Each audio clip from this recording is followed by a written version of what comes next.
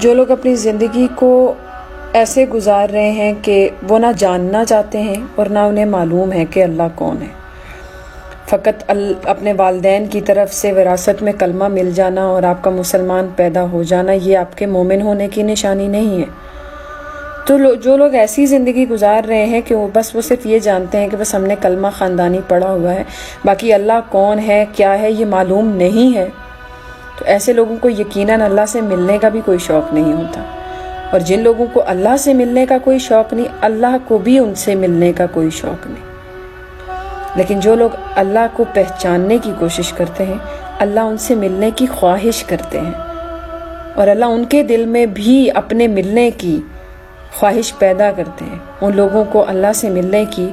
اوپر جانے کی بہت جلدی ہوتی ہے، یہاں تک کہ انہیں موت کا کوئی خوف نہیں ہوتا، چاہے آج آئے چاہے کل۔